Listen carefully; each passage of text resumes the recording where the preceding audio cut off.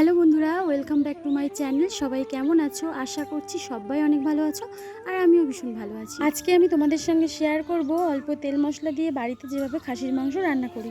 আর আজকে আলু দিয়ে খাসির মাংসের রেসিপিটা কিন্তু পুরোটাই মাটির উনুনে করব। আমি এর আগে কখনোই তোমাদের সঙ্গে মাটির উনুনে এইভাবে রান্নার রেসিপি শেয়ার করিনি, তবে আজকে প্রথমবার শেয়ার করছি। আশা করছি তোমাদের ভালো লাগবে। তাহলে চলো আর দেরি না করে রেসিপিটা শুরু করা যাক। উনুনে কড়াই বসিয়ে কড়াই গরম করে কড়াইয়ের মধ্যে দিয়ে দিয়েছি সর্ষের তেল। তেলটাকেও খুব ভালো করে গরম করে নিচ্ছি। এখন এই তেলে মাংসের আলুটাকে ভেজে নিতে হবে। তেলের মধ্যে আলু দিয়ে দিয়েছি, এবার উল্টে পাল্টে ভালোভাবে ভেজে নেব। আলু আমার লাল লাল করে ভাজা হয়ে গেছে, এবার তেল ছড়িয়ে আলুগুলোকে তুলে নেব।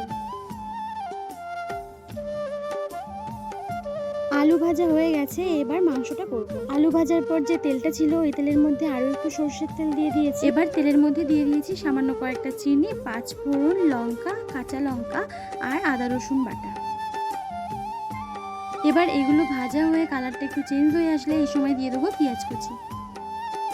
পেঁয়াজ কুচি দিয়ে আবারও নেড়ে চেড়ে খুব ভালো করে ভেজে নিতে হবে। পেঁয়াজটা ভেজে যখন কালারটা চেঞ্জ হয়ে আসবে এই সময় দিয়ে দিতে হবে খাসির মাংস। মাংসটা দেওয়ার পর নেড়ে চেড়ে খুব ভালো করে কয়েক মিনিট কষিয়ে নিতে হবে। এখন মাংসের মধ্যে দিয়ে দিচ্ছি স্বাদ মতো লবণ। লবণটা তোমরা তোমাদের পরিমাণ মতো দেবে।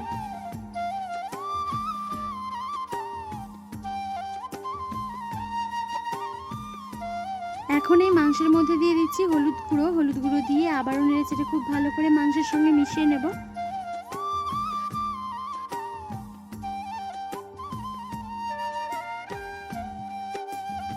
এবার দিয়ে দিচ্ছি এর মধ্যে লঙ্কার গুঁড়ো। লঙ্কার গুঁড়োটা কিন্তু আমি একটু অল্প পরিমাণেই দিয়েছি, তোমরা তোমাদের পরিমাণ মতোই দেবে। তোমরা যেমন ঝাল খাও সেই হিসাবে লঙ্কার গুঁড়োটা দেবে। আর সত্যি কথা বলতে গরমের দিনে উনুন ধারে বসে রান্না করা খুবই কষ্টের। মাংসটা কিন্তু অনেকটাই কষানো হয়ে গেছে। এখন এর মধ্যে দিয়ে দিচ্ছি জিরের গুঁড়ো।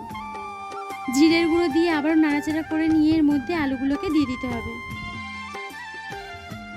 আলু দেওয়ার পর নেড়ে চেড়ে খুব ভালো করে মাংসটাকে কষিয়ে নিতে হবে। মাংস কিন্তু খুব ভালো করে না কষালে খেতে একদমই ভালো লাগে না।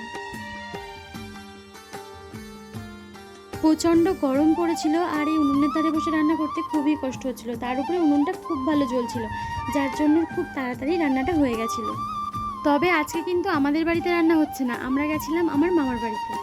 আর দেখো, আমরা যাবো বলে আমার দাদু সকাল সকাল সব কিছু গুছিয়ে রেখেছিল, আর মা গিয়ে রান্নাটা করেছিল। মাংসটা খুব ভালো করে কষানো হয়ে গেছে, এখন এর মধ্যে জল দিয়ে দিয়েছে।